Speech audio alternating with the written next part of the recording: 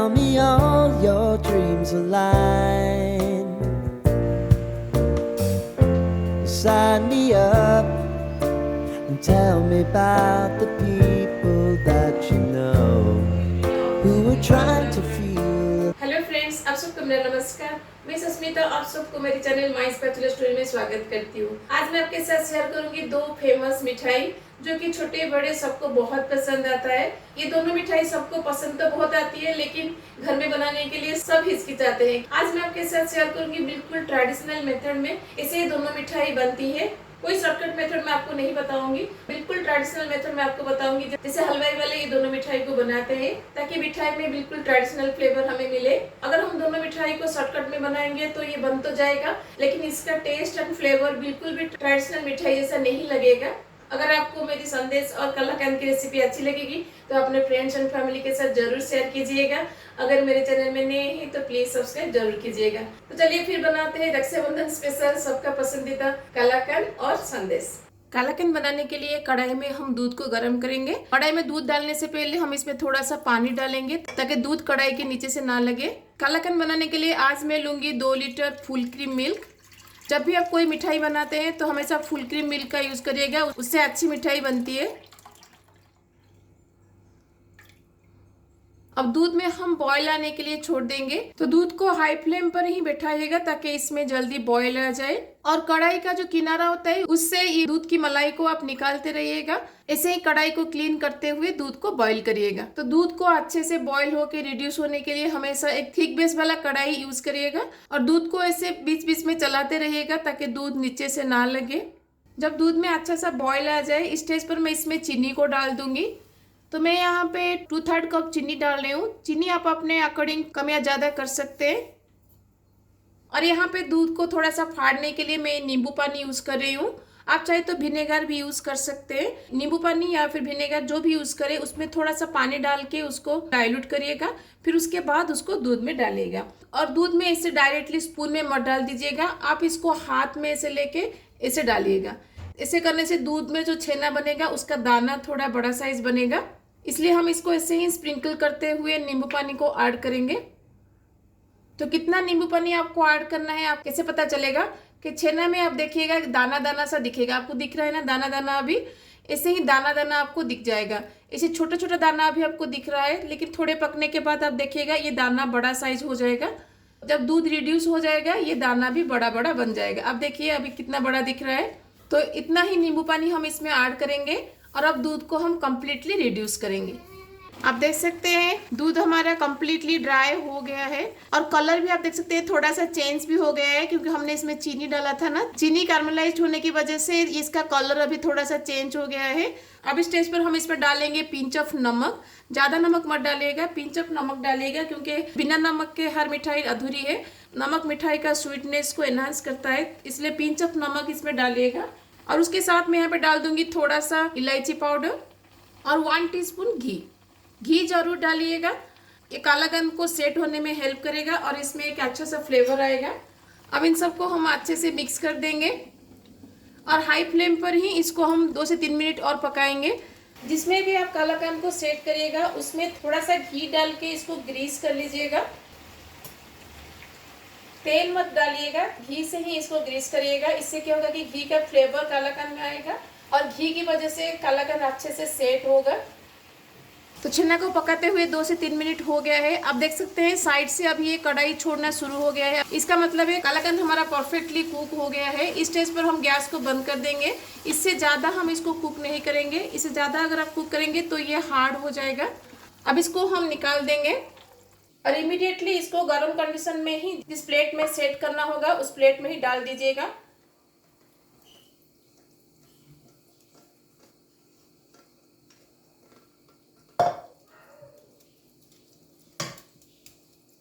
ऐसे ही प्रेस करते हुए इसको हम सेट कर देंगे। आप चाहे तो यहाँ पे ड्राई फ्रूट्स भी डाल सकते हैं। अब इसको हम रूम टेम्परेचर में ठंडा होने के लिए छोड़ देंगे। इसको फ्रीज में मत रखिएगा, जब ये कम्प्लीटली ठंडा हो जाएगा उसके बाद आप फ्रीज में रख सकते हैं, लेकिन ठंडा होने से पहले इसको फ्रीज में मत रखिएगा, नहीं तो ये बहुत हार्ड हो जाएगा। इसलिए इसको रूम टेम्परेचर में ही ठंडा होने के लिए 2 से 3 घंटा के लिए छोड़ दीजिएगा।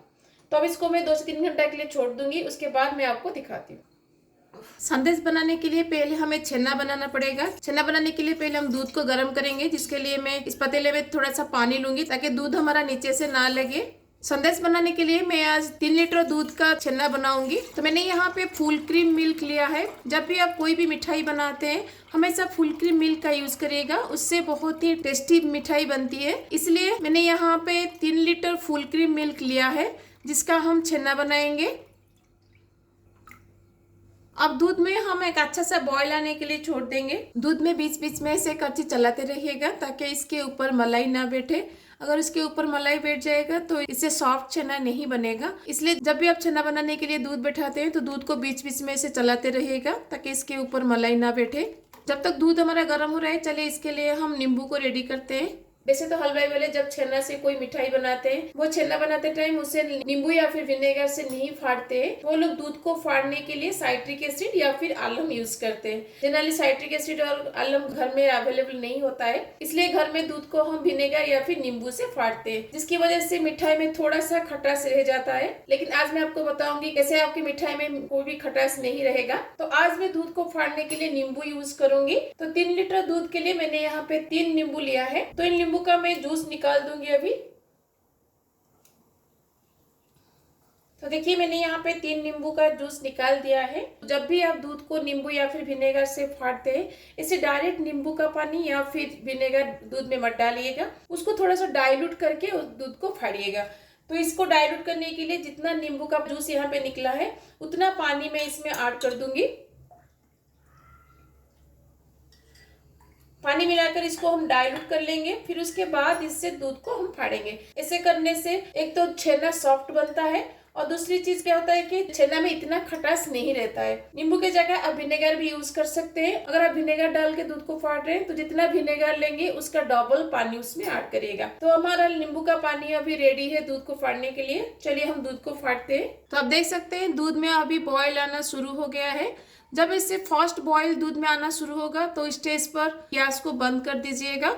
उससे ज़्यादा बॉयल मत करिएगा। उससे ज़्यादा बॉयल करके अगर आप छेना बनाते हैं तो छेना हार्ड बनेगा।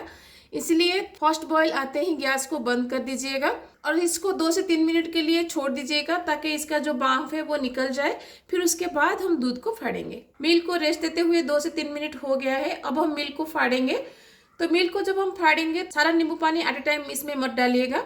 इसको थोड़ा थोड़ा डाल के इसको मिक्स करिएगा।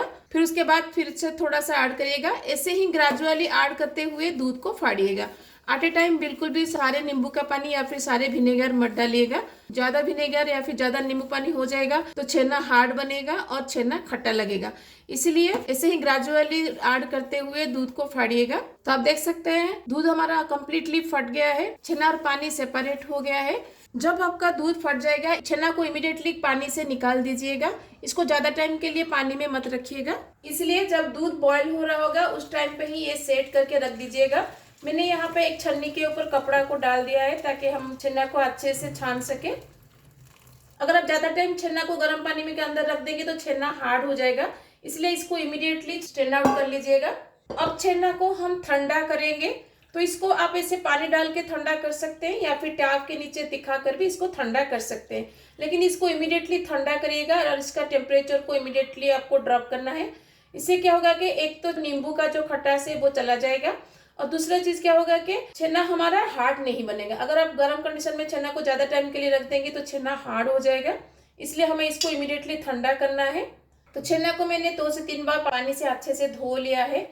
अब छेना से हम सारे पानी को निकालेंगे। संदेश के लिए जो छेना बनता है उसमें मॉइस्चर बहुत कम रहता है, इसलिए इसको निचोड़ के इसका मैक्सिमम पानी इसमें से निकाल दीजिएगा। इसका मॉइस्चर को कम करने के लिए एक बाउल के ऊपर मैं छन्नी को रखूंगी। छन्नी के ऊपर हम छेना को रख देंगे और इसके ऊपर कोई भी वजनदार चीज रख दीजिएगा। जैसे कि मैं यहाँ पे हेममदस्ता रख रही हूँ। अगर आपके पास हेममदस्ता है तो हेममदस्ता रखिएगा। अगर हेममदस्ता नहीं है तो कोई भी वजनदार चीज आप इसके ऊपर रख दीजिएगा। इससे क्या होगा कि छेना से सारा पानी निकल जाएगा। तो इस सेट को हम 10 से 15 मिनट के लिए छोड़ देंगे ताकि छेना से हमारा सारा पानी निकल जाए। छेना निकल जाने के बाद जो पानी बचता है ना, इस पानी को मत फेंकिएगा क्योंकि इसमें बहुत ज्यादा न्यूट्रिएंट रहता है। इसलिए आप इसको दाल बनाने में यूज कर सकते हैं या फिर कोई भी सब्जी में इसको डाल के बना सकते हैं। नहीं तो आप रोटी बुनने में आप इसको यूज कर सकते हैं या फिर आप इसको स्टोर करके फ्रीज में रख सकते हैं। जब भी आप दोबारा छेना बनाएं तो इसको डाल के दूध को आप फाड़ सकते हैं, इसलिए इसको फेंकिएगा मत। तो छेना को स्ट्रेन आउट करते हुए 10 से 15 मिनट हो गया है। अब इसको हम निकाल देंगे।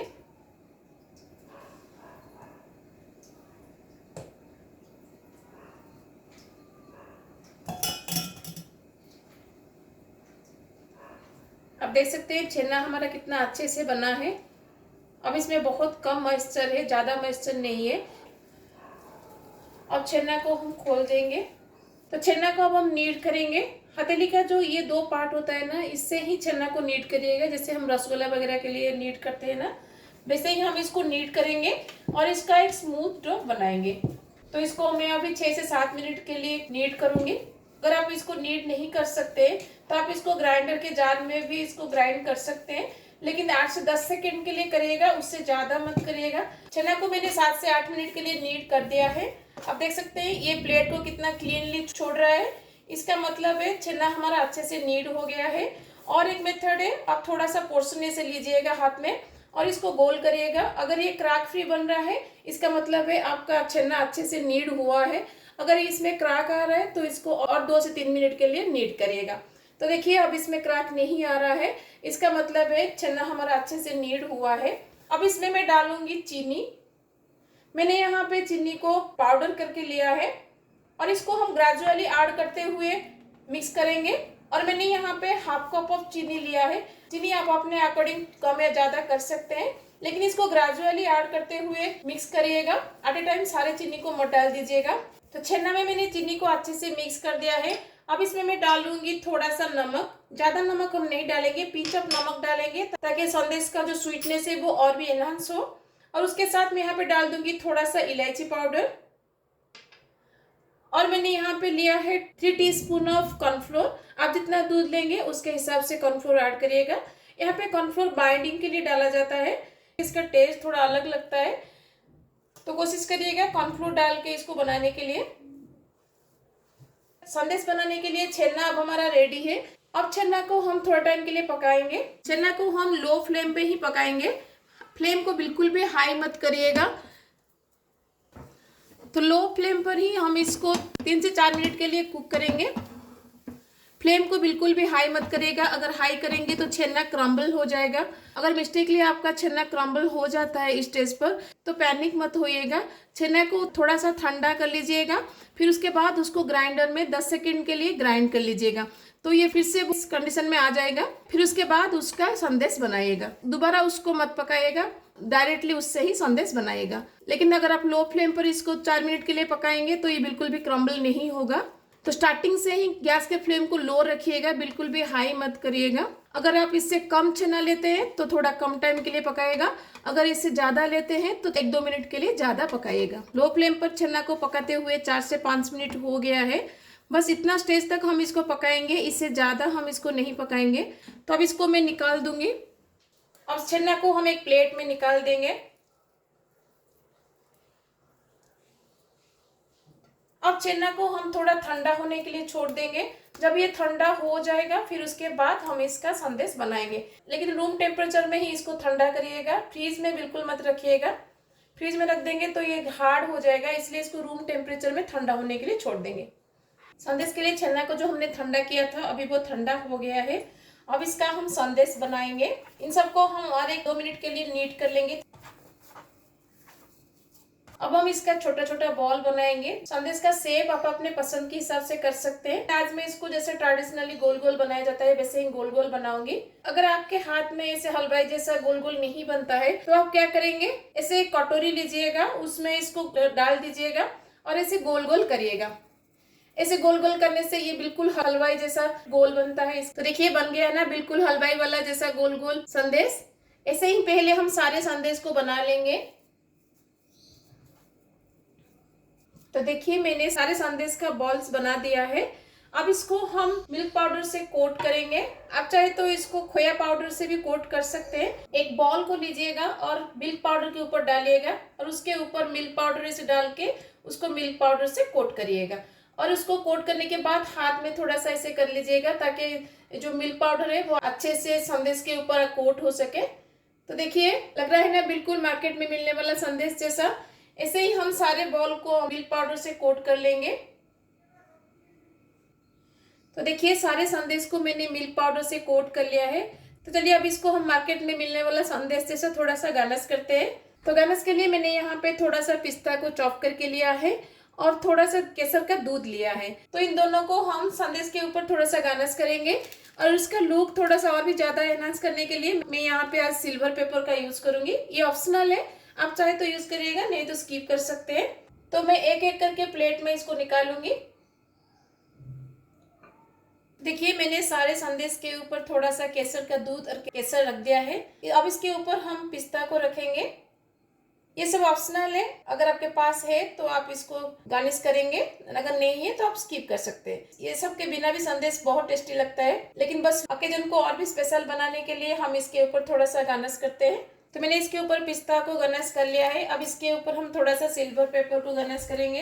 ये कम्प्लीटली ऑप्शनल है, अगर आपके पास है तो करिएगा, नहीं तो स्किप कर सकते हैं। तो देखिए मैंने संदेश को बिल्कुल मार्केट में मिलने वाला संदेश जैसा डेकोरेट कर लिया है। कलाकंद अब हमारा रेडी है। इसको मैंने 2 से 3 घंटा के लिए रूम टेम्परेचर में ठंडा कर दिया था। फिर उसके बाद मैंने इसको फ्रीज में आधा घंटा के लिए रख दिया था। अब मैं इसको फ्रीज से निकाल के ला रही हूँ। तो चलिए अब इसको हम कट करते हैं। फ्रीज में रखने से कलाकंद अच्छे से सेट हो जाता है, इसलिए बाहर ठंडा हो जाने के बाद इसको फ्रीज में रखिएगा, उससे पहले फ्रीज में मत रखिएगा।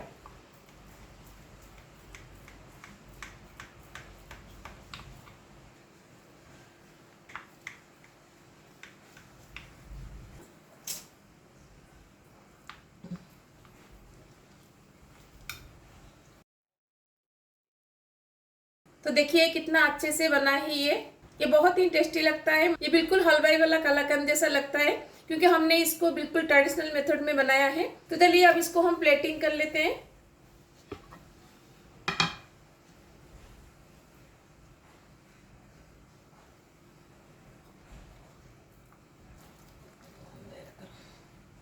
देखिए और एक पीस निकाल के मैं आपको दिखा रही हूँ, ये भी कितना अच्छे से सेट हुआ है।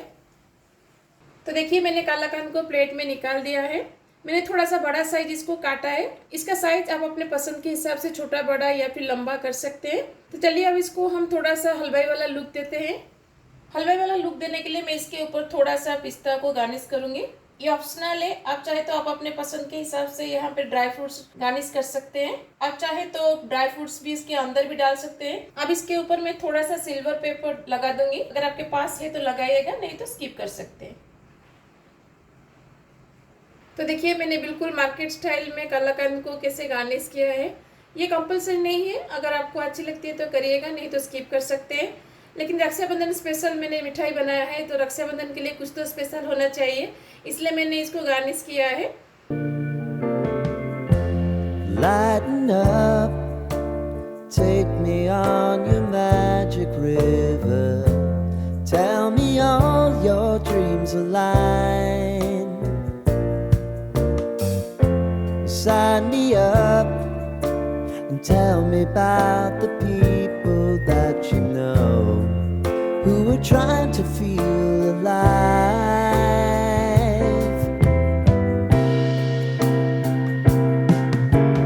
Life can get hard, so honey, if you need. तो कैसी लगी आपको रक्षाबंधन स्पेशल संदेश एंड कलाकंद की रेसिपी? ये दोनों मिठाई सबको बहुत पसंद आता है। जो भी टिप्स एंड ट्रिक्स मैंने आपको बताया उसको फॉलो करके बनाइएगा, तो देखिएगा परफेक्ट संदेश और कलाकंद आप घर पर भी बना सकते हैं, वो भी बिल्कुल हलवाई स्टाइल में। इस रक्षाबंधन में ये दोनों मिठाई को घर में एक बार जरूर बनाइएगा, देखिएगा सब आपकी तारीफ करते नहीं थकेंगे। आपका एक्सपीरियंस कैसा रहा मेरे साथ जरूर शेयर कीजिएगा। अगर आपको ये दोनों मिठाई अच्छी लगी तो अपने फ्रेंड्स एंड फैमिली के साथ जरूर शेयर कीजिएगा। अगर मेरे चैनल में नए हैं तो प्लीज सब्सक्राइब जरूर कीजिएगा और बेल आइकन को प्रेस कर लीजिएगा, ताकि जो भी मेरे न्यू वीडियोस आएंगे उसका नोटिफिकेशन आपको मिल सके। तो मिलते हैं और एक रेसिपी के साथ। Till then bye bye, see you, have a good day.